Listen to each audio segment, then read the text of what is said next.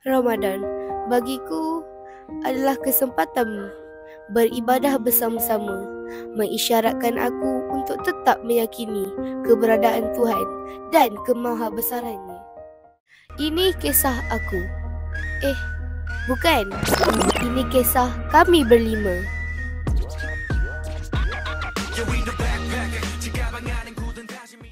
Tapi sebenarnya beginilah kami di bulan Ramadan. Hihi.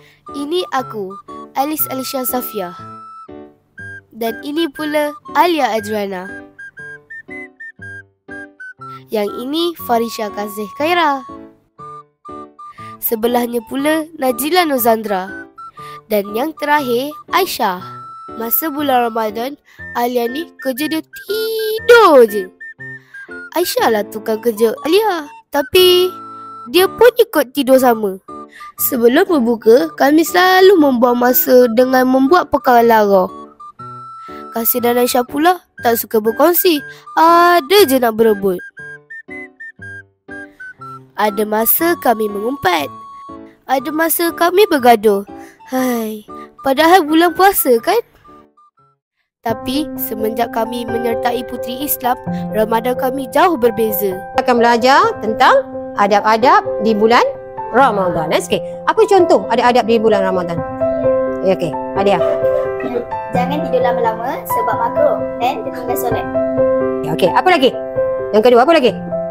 Okey, Aisyah. Jangan bergaduh. Jangan bergaduh tu bergaduh dengan siapa? Dengan kawan. Dengan bergaduh dengan kawan. Setiap hari memang tak boleh gaduh, tapi dalam Ramadan lagi jangan bergaduh. Lagi? Ada lagi? Okey, terima kasih. Bersedekah. Sedekah apa? Okey, makanan. Okey, bagus. Terima kasih. Ada lagi? Okey, Najila. Jangan baca doa sebelum berbuka. Contohnya baca doa kepada ibu bapa dan baca doa kepada guru. Okey, betul. Semua faham? Faham? Okey, semoga Ramadan kita pada tahun ini lebih baik daripada Ramadan yang lepas. Kini Aisyah dan Alia selalu meluangkan masa dengan bertadarus. Kasih dan Aisyah pula gemar berkongsi antara satu sama lain. Malah mereka makin suka bersedekah.